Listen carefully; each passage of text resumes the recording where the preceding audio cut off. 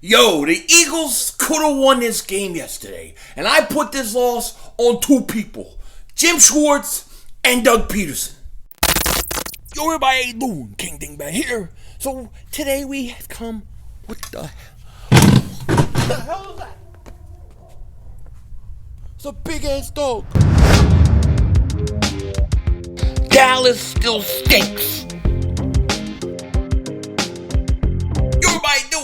King Dingbat here, and I hope everybody's having a good day, a good start to your week. I hope you're recovering from that Pittsburgh Steelers loss yesterday.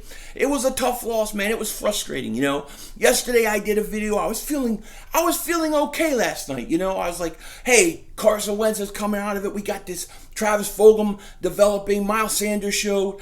I was feeling like, okay, yeah, we lost to a good team, 3-0 in Heinz Field, good defense. But we're up and coming. We're going to get things turned around. And then I went and I rewatched this game. And when I rewatched this game, I started getting pissed off. I started getting frustrated. Look, you miss a lot of things when you're doing a live stream like I do every week. When you're watching the stream, the game. There are things you miss. And then you go back and you watch and you're like, oh my God, I didn't see that. Well, I didn't see that. Oh, wow, look at that. And I just started getting so frustrated at this game, because the truth of the matter is we should have won this game.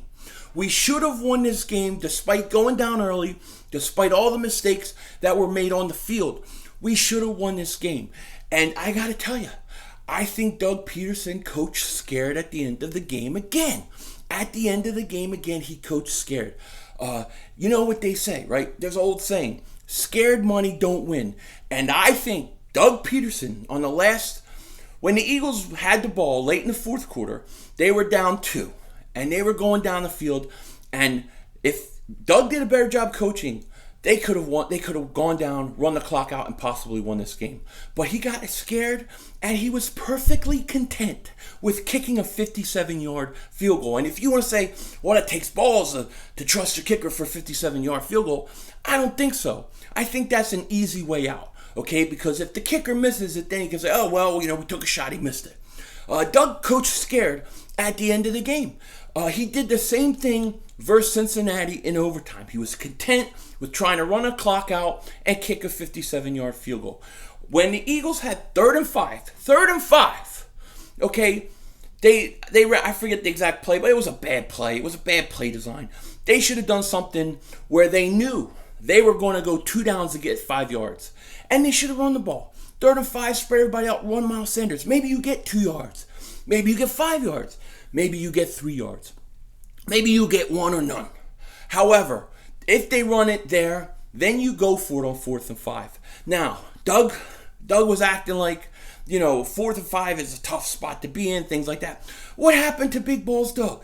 Doug used to go for it on 4th down all the time. We're talking 4th and 5, not 4th and 10, not 4th and 13, 4th and 5. You gotta have a play to get 4th and 5. And like I said, if you ran it on 3rd down, it might have been 4th and 3, might have been 4th and 2. You cannot be content with kicking a 57-yard field goal, especially in Heinz Field. It doesn't make sense. He did the same thing with Cincinnati. And I thought it was an easy way out for Doug Pederson. I thought it was an easy way out for him to say, well, we kicked it and he missed it.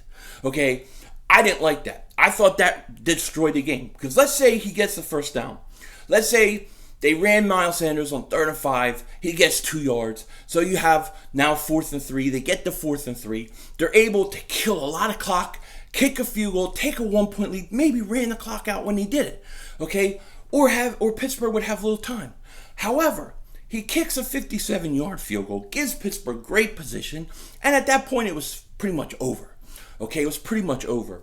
And not only was it pretty much over, but he was relying on a defense to bail him out. A defense with Jim Schwartz at the helm who stunk, okay?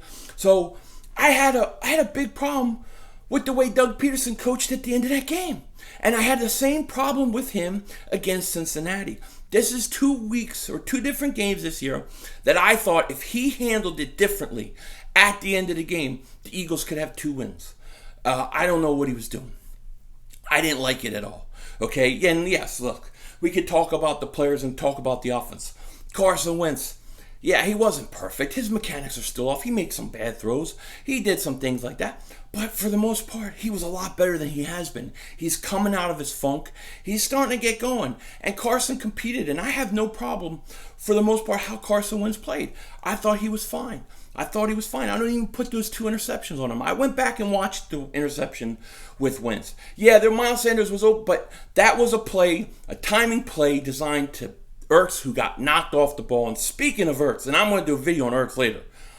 Ertz, the way he carries himself just from snap to snap is horrible. It's like he doesn't want to be there. It's like he's half-assing it. And whatever the Eagles do, they can't sign this guy to an extension. You just can't do it. He's got to go. I would try to trade him. And I'm going to do a video on that later. But Ertz was a non-factor. I mean, he's got like 19 catches all year. Fulgham has 12 in 2 games. All right? There were times where Ertz was open and Fulgham were open and Carson was looking at Fulgham. That tells you a lot about what's going on with Ertz. It just does. Okay, Goddard, he gets looked at way more than Ertz does. And as soon as Goddard comes back, to me, it's time to start taking phone calls for Ertz. And like I said, I'll do a video on that later. However, Fulgham, he's going to be a stud. I love this kid. He is already our best wide receiver. And I can't believe I'm saying that, but it's true. And he catches everything. He can go up to the high point, get a ball. He's fast enough to get downfield. And I'm very excited about this kid going forward. Another problem I had with Doug and the coaching. How does Miles Sanders get 11 carries? He has 1 carry for 74 yards, 75 yards. Then, on top of that, you come back and you run him, 10 more times and he only has 80 yards? The guy had 1 carry for 74 yards. He ended up with 80 yards. You can't stop feeding this guy. He should have 18 to 20 carries in this game at least. And then he only had 2 catches. Like I said in my preview, you got to use Miles Sanders everywhere. He was the key. And they don't use him. Doug treats Miles Sanders like he's just some other running back. He's just some other running back. He is not. He is a franchise running back. He's your best player on offense. Use him. My God, man. Don't you look at Andy Reid, what he did with Brian Westbrook? Didn't you learn from anybody? I don't understand that. Very, very frustrating to me rewatching this game. Just totally is. Totally is. And then we have Lane Johnson. He may be out for a while. Who the hell knows? Wish him the best. And then when you go to the defensive side of the ball, right? The defensive side of the ball is so frustrating because this is a guy, Jim Schwartz, that consistently does the same thing every year. Every year in, year out, he does the same thing. Stupid sticks defense, doesn't want to bring pressure except for his front 4. He plays the same players making the same mistakes over and over and over again. He just refuses to change. He refuses to adapt. Do you know why rookie wide receivers beat the crap out of the Eagles? Because everything they study in tape and film is the same thing that they do when they play those teams. They do the same thing over, so each team has an advantage. He changes nothing up, he mixes nothing up, and he just does the same thing. Jim Schwartz has to go. I hate his scheme. I don't like it. I want a Jim Johnson disciple, somebody from that tree as a defensive coordinator. Because in this league, if you're going to have any successful defense, it's all about getting to the quarterback. And you got to be able to blitz. You got to be able to know when to blitz and bring pressure from all sorts of places. Guys like Haskins, Daniel Jones, when they play the Eagles, they tear them up. Why? Because the Eagles don't throw looks that these young kids haven't seen before. They don't confuse them. It's very bad coaching. Very bad coaching. And then the biggest crime of them all, as far as I'm concerned, in this game was Nate Gerry. Nate Gerry, not a football player, he's a cheerleader. He's a cheerleader who wanted to cheerlead and couldn't because of COVID. So he decided to take some testosterone, put a bandana on, and act like a football player. He's got pom-poms and all he does is chase after players. He's behind every play, stinks. I have never seen anybody stink so much. Stinks. I don't know what else to say about the guy. I mean, the whole game I'm streaming, you could go back and watch it. I'm saying, get him out of the game. He's going to kill us. Get him out of the game, and he does. And then, when you need a play, as a third down play, I believe, he's on Chase Claypool. Claypool, who has destroyed you. He's covering him. Are you kidding me? That is unacceptable coaching, man. That is unacceptable. I can't take this. Stupidity hurts me so much. I hate this stupidity of Jim Schwartz, of this coaching staff. Doug Pederson, too.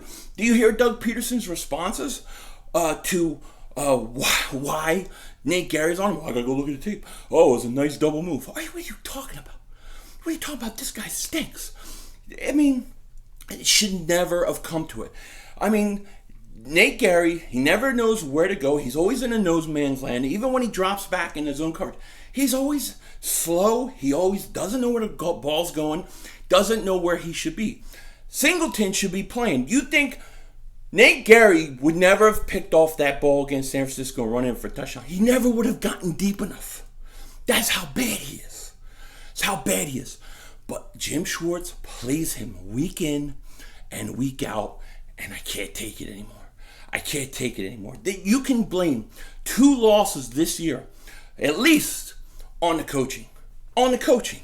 No question about it. I would blame even week 1 on the coaching, because Carson wasn't good week 1, but man, you had a 17-0 lead, and if you just run the ball a little more, you probably win the game.